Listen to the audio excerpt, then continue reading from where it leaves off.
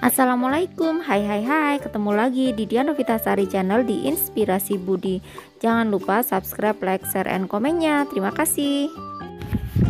Hari ini kita melanjutkan membahas materi kelas 4, tema 7, subtema 3, pembelajaran 4. Silahkan disimak ya. Buka buku kelas 4, tema 7, subtema 3, pembelajaran 4, halaman 117. Pada pembelajaran 3, kita telah mengetahui 4 macam aktivitas ekonomi. Mari kita lanjutkan. Ayo membaca. Keragaman ekonomi di Indonesia. Pada pembelajaran 3 telah dijelaskan bahwa kondisi wilayah Indonesia mengakibatkan keragaman aktivitas ekonomi penduduk. Kamu telah mengetahui 4 macam aktivitas ekonomi, yaitu di bidang pertanian, peternakan, perikanan, dan kehutanan. Selain 4 jenis tersebut, masih ada jenis aktivitas ekonomi berikut. Nomor 1, aktivitas ekonomi di bidang pertambangan. Kekayaan alam di Indonesia juga terkandung di perut bumi, yaitu berupa barang tambang. Di wilayah Indonesia terdapat barang tambang minyak dan gas atau migas, serta barang tambang non-migas.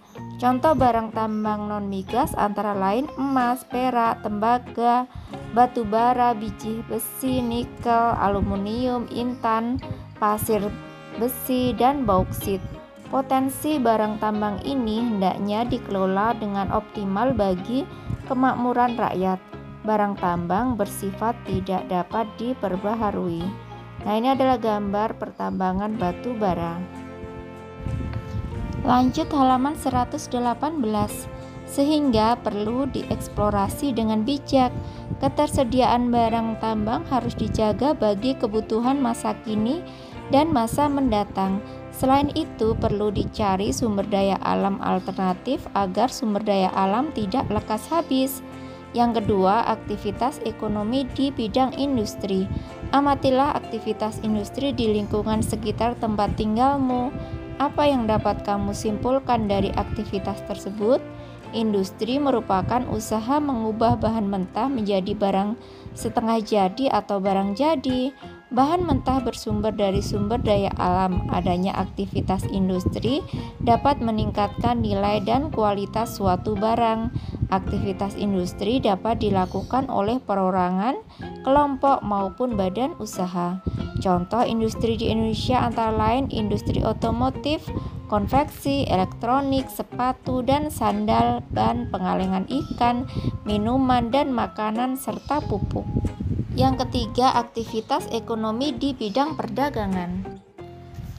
Potensi alam tiap-tiap daerah di Indonesia berbeda-beda. Ada yang kaya potensi alam, ada pula yang miskin potensi alam. Fenomena ini dipengaruhi oleh kondisi geografis tiap-tiap daerah. Akibatnya, tidak setiap daerah mampu menghasilkan barang yang dibutuhkan masyarakat setempat. Untuk mengatasi masalah ini berkembang aktivitas perdagangan. Aktivitas ini dilakukan masyarakat untuk menyalurkan barang dan atau jasa dari produsen ke konsumen. Barang dagangan dapat berupa hasil pertanian, peternakan, perikanan, hutan, dan barang industri. Aktivitas perdagangan bisa dilakukan tanpa perantara ataupun dengan perantara. Produsen dapat langsung menjual atau menyalurkan barang dan atau jasa kepada konsumen. Jika ada perantara, produsen menggunakan perantara untuk menyalurkan barang dan atau jasa kepada konsumen. Contoh perantara dalam perdagangan antara lain pedagang besar atau grosir, agen, dan pedagang eceran. Pada perkembangannya, aktivitas perdagangan juga melibatkan masyarakat luar negeri. Kegiatan perdagangan antar negara inilah dikenal dengan sebutan ekspor-impor. Lanjut halaman 119. Aktivitas ekonomi di bidang jasa. Sebagai negara kepulauan, wilayah Indonesia dihubungkan selat dan laut. Untuk menjangkau antar pulau dibutuhkan sarana transportasi. Di Indonesia, sarana transportasi meliputi transportasi darat, udara, dan laut. Tidak hanya itu, untuk menjalin komunikasi juga diperlukan sarana komunikasi. Kedua sarana ini menunjukkan aktivitas ekonomi masyarakat di bidang jasa.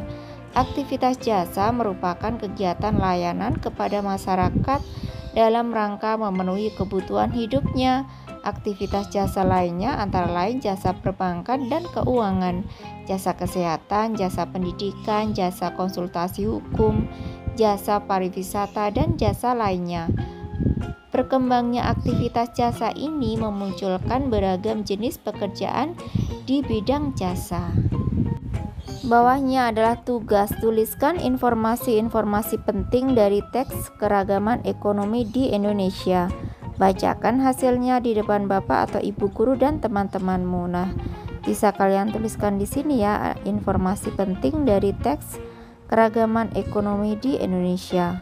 Alternatif jawabannya bisa seperti ini ya. Kekayaan alam di Indonesia terkandung di perut bumi, yaitu barang tambang. Contoh barang tambang adalah minyak dan gas atau migas, serta barang tambang non-migas diantaranya emas, perak, tembaga, batu bara, dan lain sebagainya. Industri merupakan usaha mengubah bahan mentah menjadi barang setengah jadi atau barang jadi. Contoh industri di Indonesia antara lain industri otomotif, konveksi, elektronik, sepatu, dan sandal, ban, pengalengan ikan, minuman, dan makanan, serta pupuk. Aktivitas perdagangan bisa dilakukan tanpa perantara ataupun dengan perantara.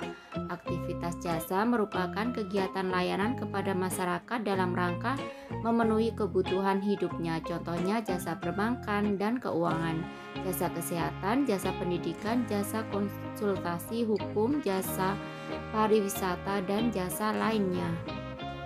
Lanjut halaman 120, ayo berdiskusi bersama teman-teman sekelasmu. Identifikasilah aktivitas ekonomi yang dilakukan setiap keluarga dari seluruh siswa di kelasmu. Sajikan hasilnya dalam bentuk tabel seperti di bawah ini. Dalam melakukan kegiatan tersebut, ingatlah selalu untuk bersikap toleransi atas perbedaan di antara teman-teman sekelasmu.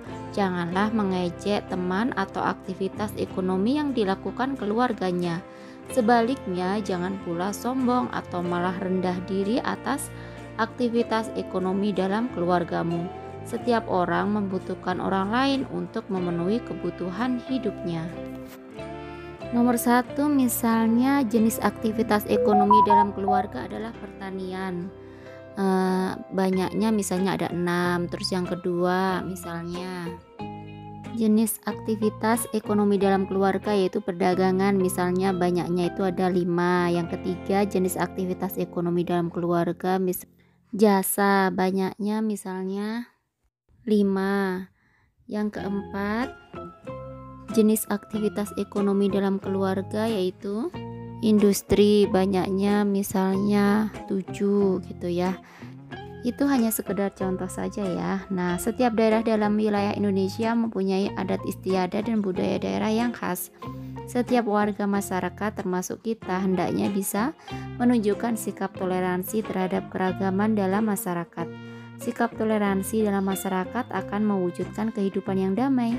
Bagaimanakah bentuk tindakan toleransi terhadap keragaman? Lanjut halaman 121, ayo membaca sikap toleransi terhadap keragaman. Toleransi berasal dari bahasa Latin tolerar yang artinya dengan sabar membiarkan sesuatu. Toleransi dapat diartikan sebagai perilaku terbuka yang menghargai segala perbedaan yang ada dengan sesama manusia. Bersikap toleransi berarti bersikap sabar, menahan diri, serta menghargai dan berhati lapang terhadap orang-orang yang memiliki perbedaan pendapat. Berikut bentuk sikap toleransi terhadap keragaman suku, budaya, agama, ras, dan gender. Yang pertama yaitu toleransi dalam keragaman agama. Kebebasan beragama dijamin dalam Undang-Undang Dasar Negara Republik Indonesia tahun 1945. Khususnya pasal 29 ayat 2 yang berbunyi negara menjamin kemerdekaan tiap-tiap penduduk untuk memeluk agamanya masing-masing dan untuk beribadat menurut agamanya dan kepercayaannya itu. Dengan adanya jaminan kemerdekaan beragama tersebut, segenap warga negara Indonesia hendaknya mengembangkan sikap toleransi antar umat beragama.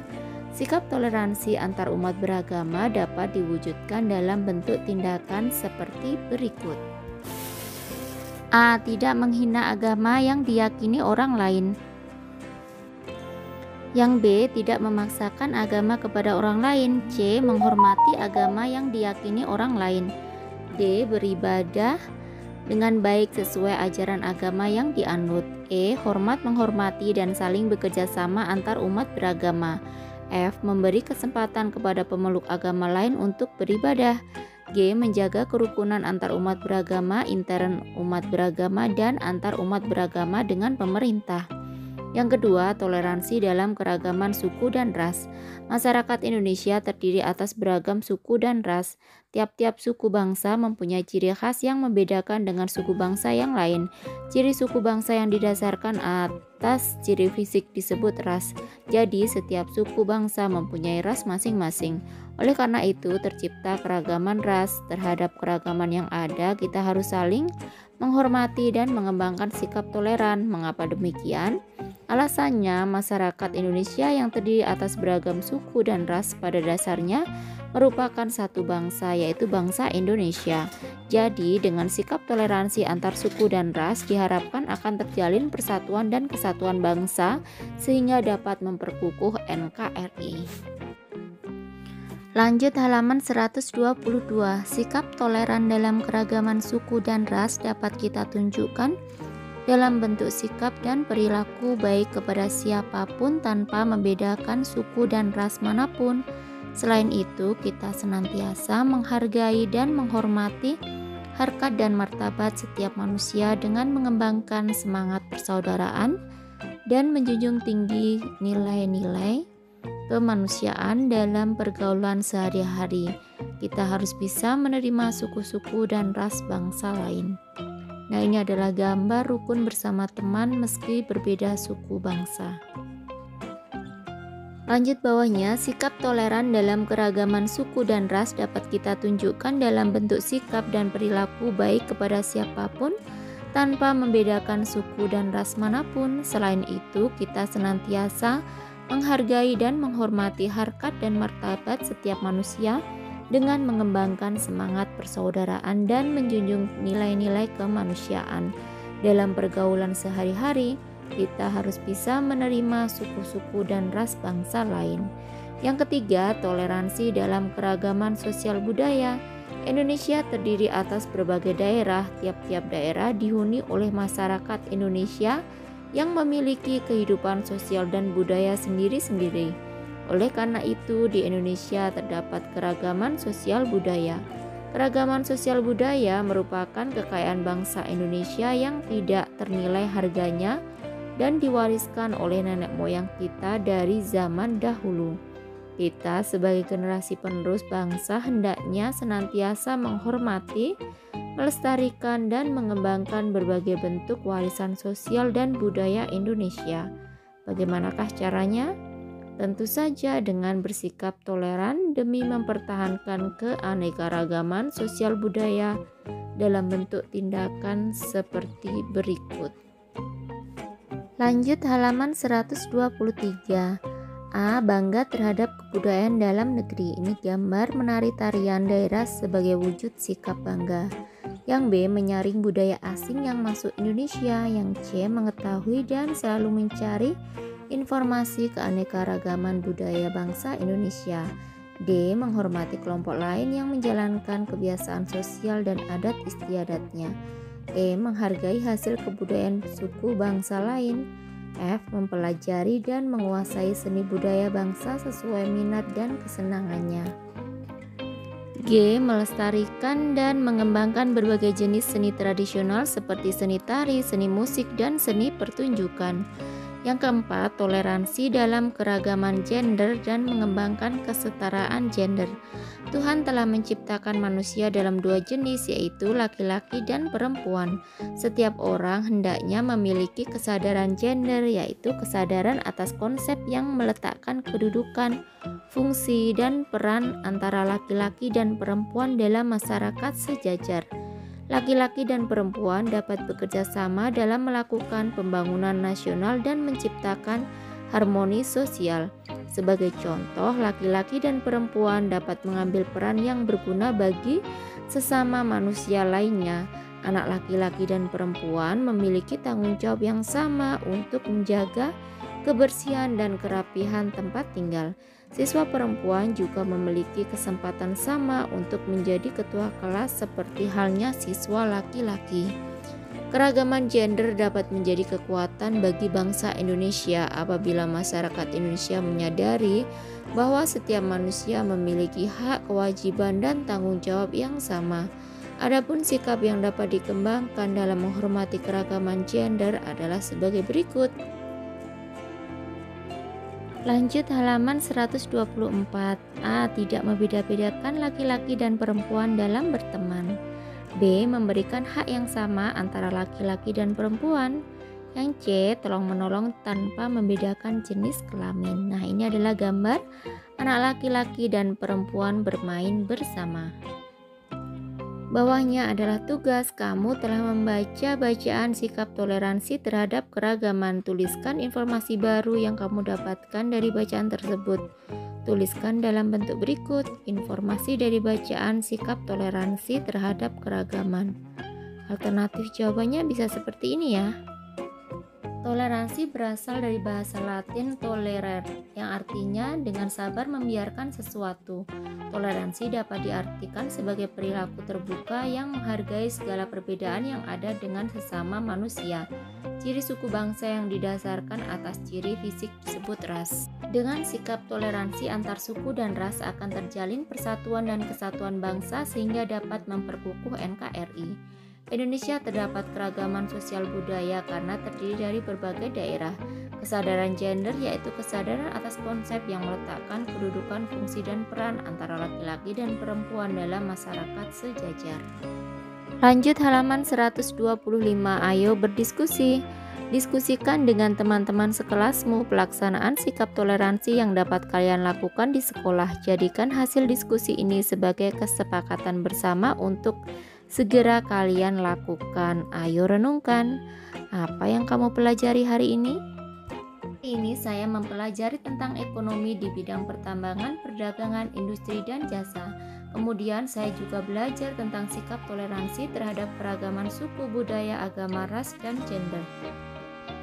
Lanjut bawahnya, apa yang kamu pahami tentang pentingnya toleransi? Sikap toleransi menimbulkan sikap saling menghormati antar agama. Tumbuhnya sikap toleransi dapat menjaga kesatuan negara Indonesia. Lanjut halaman 126. Kerjasama dengan orang tua. Sikap toleransi dalam hal apakah yang kamu temui di lingkungan tempat tinggalmu?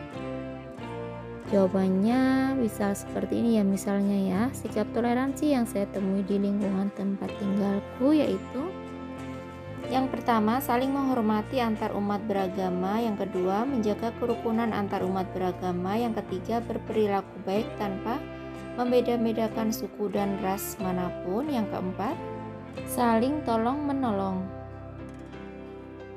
Nah, kiranya cukup sekian dulu video pembelajaran kali ini. Sampai ketemu di video pembelajaran berikutnya. Semoga bermanfaat. Wassalamualaikum warahmatullahi wabarakatuh.